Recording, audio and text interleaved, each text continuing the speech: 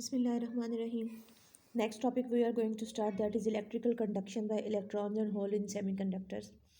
Previous topic में बेटा हमने देखा कि जब हम सिलिकॉन क्रिस्टल में थर्ड ग्रुप से इम्प्योरिटी ऐड करते हैं लाइक एल्यूमिनियम, तो एक होल हमारे पास बच जाता है. Such type of conductors are known as P type semiconductors. और जब फिफ्थ ग्रुप से इम्प्योरिटी ऐड करते हैं लाइक फॉस्फोरस, तो एक इलेक्ट्रॉन एक्स्ट्रा बच जाता है. तो इस टाइप के सेमीकंडक्टर मटेरियल को हम एन टाइप सेमीकंडक्टर मटेरियल कहते हैं. अब हमने देखना है कि एन टाइप और p type semiconductors electrical conduction में किस तरीके से बिहेव करते हैं. Consider a semiconductor crystal lattice germanium और silicon as shown in figure. The circles represent the positive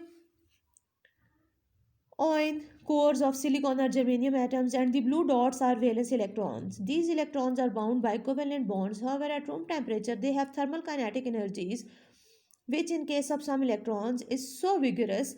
बेटा जब हम किसी भी सिलिकॉन मटेरियल को या जर्मेनियम है हमारे पास, जब वो प्योर फॉर्म में मौजूद हैं, वो इस तरह से होते हैं. आसपास देखें कि अगर एक सेंटर में सिलिकॉन एटम है तो उसने 8 इलेक्ट्रॉन्स अपने आसपास कंप्लीट किए हुए. ठीक है. जब इसको हम रूम टेम्परेचर पे रखते हैं तो रूम टेम्परेचर पे कुछ इलेक्ट्रॉन्स इसमें से एनर्जी गेन कर लेंगे. फ़र्ज़ करें कि कोई एक इलेक्ट्रॉन एनर्जी गेन कर लेता है. जब एक इलेक्ट्रॉन एनर्जी गेन करके अपना कोवेलेंट बॉन्ड ब्रेक करेगा और वहाँ से निकल जाएगा, तो वो इलेक्ट्रॉन फ्री इलेक्ट्रॉन के तौर पर अवेलेबल हो जाएगा. फ़र्ज़ करें कि पॉइंट ए के ऊपर एक इलेक्ट्रॉन फ्री हो गया और उसने वहाँ पे होल जनरेट कर दिया, तो नेबरिंग एटम बी से एक इलेक्ट्रॉन इस वैकेंसी को फिल करने के लिए वहाँ पे मूव करेगा. बी से ए पे चला जाएगा. फिर बी के पास एक होल जनरेट हो जाएगा. उसको फिल करने के लिए नेबरिंग एटम सी से एक इलेक्ट्रॉन आएगा और वो उस होल को फिल करेगा. इसी तरीके से ये मूवमेंट आगे कंटिन्यू रहेगी. डी से सी तक जाएगा, फिर डी के पास होल क्रिएट हो जाएगा. इस तरीके से ये देखें ए बी सी डी, ये डिफरेंट स्टेप्स इन्होंने इस फिगर के अंदर दिखाए हुए हैं. ठीक है. तो इस तरीके से चाहे अगर फ्री इलेक्ट्रॉन अवेलेबल हो जाए, फ्री इलेक्ट्रॉन कैसे हुआ, एक कोवेलेंट बॉन्ड को ब्रेक करके इलेक्ट्रॉन फ्री हो गया क्रिस्टल के अंदर, सिलिकॉन की क्रिस्टल के अंदर. ठीक है. तो बाकी जो नेबरिंग एटम था वहाँ से इलेक्ट्रॉन होल को फिल करने के लिए आया. तो इस तरीके से एक होल जनरेट होने से होल डाउनवर्ड डायरेक्शन में मूव कर रहा है और इलेक्ट्रॉन अपवर्ड डायरेक्शन में मूव कर रहा है. इस किस्म के अगर किसी सेमीकंडक्टर को हम बैटरी के साथ कनेक्ट करें, पॉजिटिव और नेगेटिव, तो पॉजिटिव जो होल्स होंगे they will move towards the negative terminal, और जो इलेक्ट्रॉन्स होंगे they will start to move towards the positive terminal. तो जो आउटपुट पे इफेक्ट होगा वो दोनों की मोशन की वजह से होगा. होल्स राइटवर्ड मूव करें या इलेक्ट्रॉन्स लेफ्टवर्ड मूव करें, दोनों इक्विवेलेंट हैं, सेम प्रोसीजर है. होल क्यों मूव करता है, जब इलेक्ट्रॉन उसको लीव करके अगली जगह पे चला जाता है तो होल जनरेट हो जाता है. फिर उस होल को फिल करने के लिए एक और इलेक्ट्रॉन जंप करता है. इस तरीके से नई जगह पे होल जनरेट हो जाता है और इलेक्ट्रॉन लेफ्ट साइड पे मूव करता जाता है.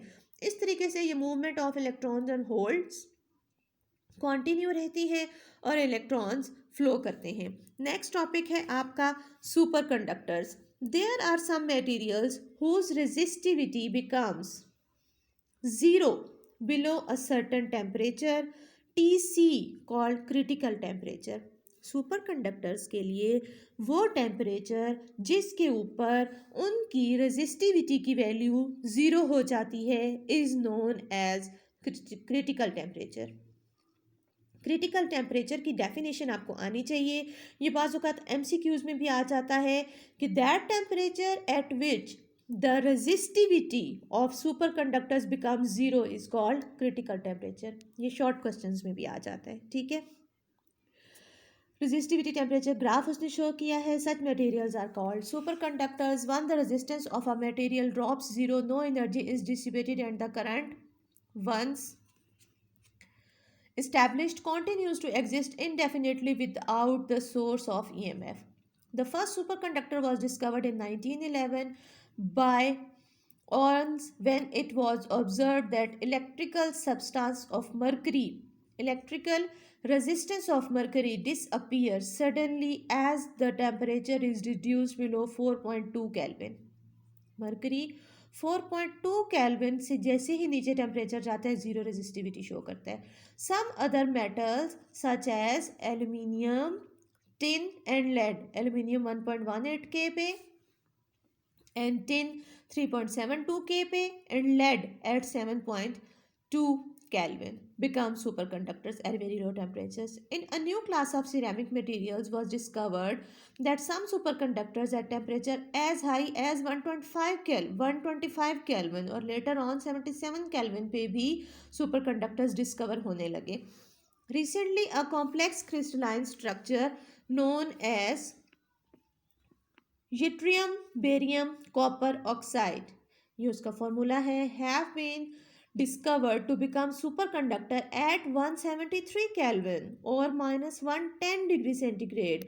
This was discovered by Yao Lian Li at Cambridge University.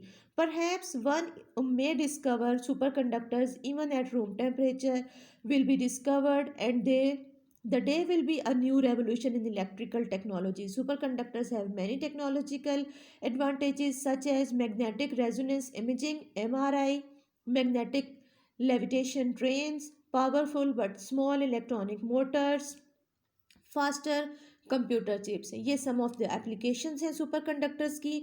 अगर सुपर कंडक्टर्स को हम रूम टेम्परेचर के ऊपर ऑब्टेन करने में कामयाब हो जाते हैं तो फिर वो हमारे लिए एक बहुत बड़ी डिस्कवरी होगी.